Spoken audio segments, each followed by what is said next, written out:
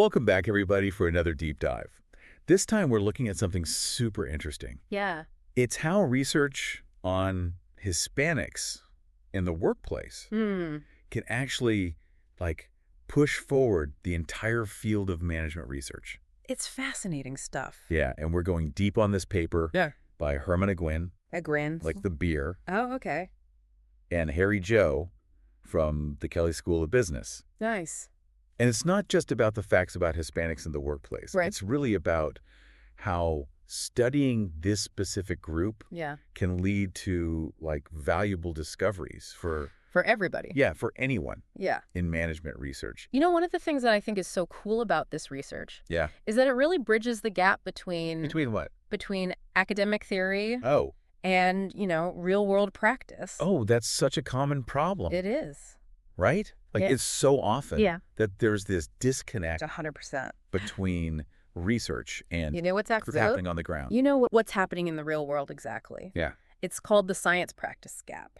Oh. But when you look at this research, research on Hispanics and Latin Americans in the workplace, practitioners need these insights. Oh, for sure. They need to understand their employees, their customers, It's just so practical. It's inherently practical. The applications are so much more obvious. It's driven by the need to solve these problems. Yeah. Yeah. 100%. So Agwinus and Joe highlight this really interesting example. Yeah. About Hispanic construction workers and injuries on the job. Oh, wow. And what's interesting is that it wasn't like language barriers or lack of training that was causing the most injuries. It was supervisor pressure and fear of retaliation. Oh, wow. That's crazy, right? Yeah, that's really interesting. Yeah. And that's a finding that directly led to the creation of a safety program. Wow. Specifically for those workers. So research having an actual impact. Yeah. It's not just theoretical. Yeah. It can have a direct impact on practices. For sure. And on people's lives. It seems like focusing on this population forces researchers to get a little bit creative and move beyond just the typical quantitative methods. We see so much. Yeah, quantitative methods. But management research. Absolutely. Yeah. Traditional approaches like surveys might not be as effective when you're dealing with such a diverse population where, not everyone's going to be comfortable reading a survey. In English. Yeah. So researchers have to get creative. I like that. Right. What kind of innovative approaches are we talking about here? So there's a few examples that Agwinus and Joe point to. Okay. One study used focus groups with Hispanic food service workers. Great. And that revealed a lot about the issue of bad apples, ignoring food safety rules. Gotcha. Which, they might not have captured through a traditional survey. Makes sense. Right. Yeah. They also talk about using hybrid studies that blend qualitative and quantitative data.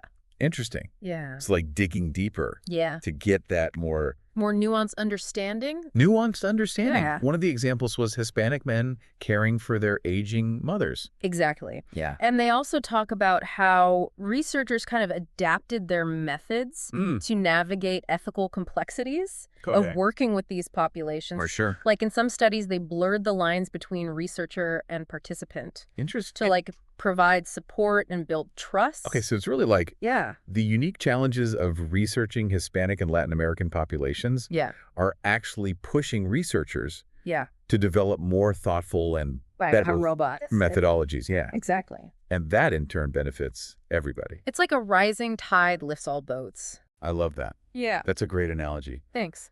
It seems like this research is really a win-win. Yeah. It addresses real-world problems. It develops innovative methods. Yeah.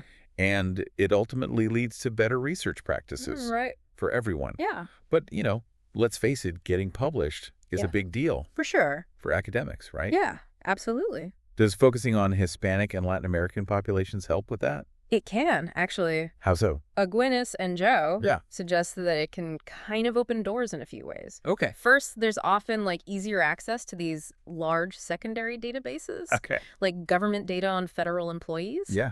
So you've got this wealth of pre-existing information. Wow, that's a huge advantage. Yeah. In terms of time and resources. 100%. I imagine it's also easier to connect with specific communities for primary data collection. Absolutely. Right. They give the example of researchers partnering with organizations like the Hispanic National Bar Association and the National Society of Hispanic MBAs. Makes sense. To gain access to populations that might be difficult to reach otherwise. Yeah, those connections are so key. Building those relationships is so important. It's about leveraging those existing networks. Right. And showing respect for the communities you're working with. Absolutely. Gwyneth and Joe also point out there are more funding opportunities. Yeah. Specifically focused on Hispanic issues. Right. They mention the Institute for Global Organizational Effectiveness at Indiana University as one example.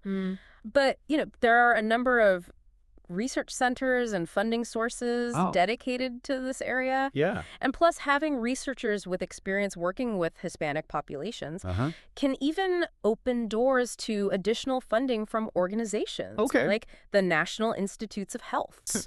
So more data? Yeah. More community connections and more funding opportunities. More funding opportunities. It's pretty compelling. It is. Now, I know they also mention some specific recommendations from Marin and Marin's 1991 work for researchers studying HLAs. Yeah.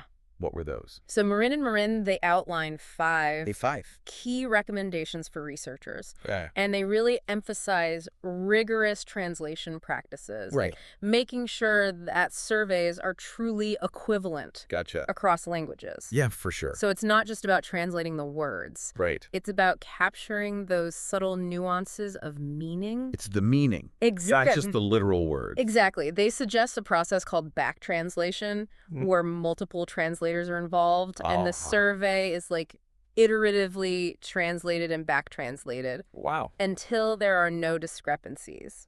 That's thorough. It's super thorough. Yeah. Another key recommendation is to pre-test the translated survey with the target population. Oh, that makes sense. So you're ensuring that respondents clearly understand the questions and that the translations are culturally appropriate. Catching those issues early. Exactly. Yeah. And, being respectful of the participants' time. And understanding. Marin also emphasized the importance of getting sponsorship from respected leaders within the community. Within the community where the research is being conducted. Okay. So this could be like a letter of support or even a speech from a community leader. Gotcha. Essentially giving the research project a stamp of approval. A stamp of approval, yeah. That makes sense. Adds legitimacy to the project and helps build trust with potential participants. Exactly. They also stress the importance of clearly communicating the value of the research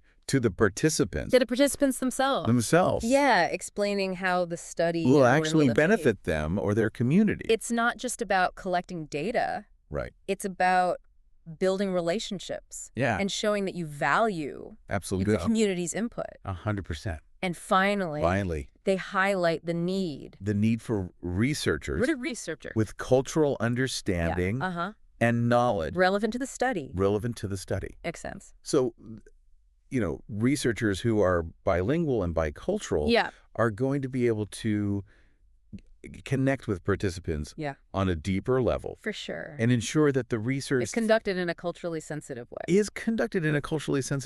It's like these recommendations are pushing researchers to go beyond their standard practices and really engage with the communities studying. Absolutely. Which ultimately leads to better research. For everyone. 100%. It highlights how much we can learn from researchers who are focusing on these populations. Absolutely. It's clear that this research isn't just about... It's not just about one specific group. Right. It's about shaping the future of management research. As a whole. Oh. And as the workplace becomes more diverse... Right. These insights will only become more valuable. 100%. Speaking of the future, I'm curious, as demographics shift and the workplace becomes more and more diverse, are we really ready to adapt our research methods and our management practices to really understand the unique perspectives and the challenges of this new landscape? It's a really crucial question. Yeah. For all of us to consider. especially those in the management field. Especially in the management field, yeah.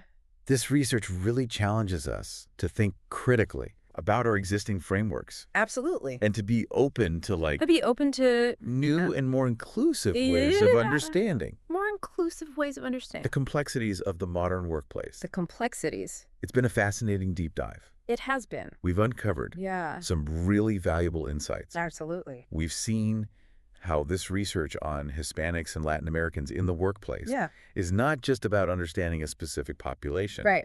It's about enriching the entire field of management research. As a whole. Yeah. We've learned about bridging that gap. The gap. Between academic theory. Between theory and practice. And real-world practice. Yeah. Embracing innovative research designs. Absolutely. And conducting research in an ethical and culturally sensitive way. 100%. It's about moving beyond that one-size-fits-all approach. Right. And recognizing the value of those diverse perspectives. Diverse perspectives and experiences. Yeah. 100%. If you're interested in learning more, I highly recommend checking out Aguin's and Joe's full research paper. Yeah. We'll be sure to include a link in the show notes. Awesome.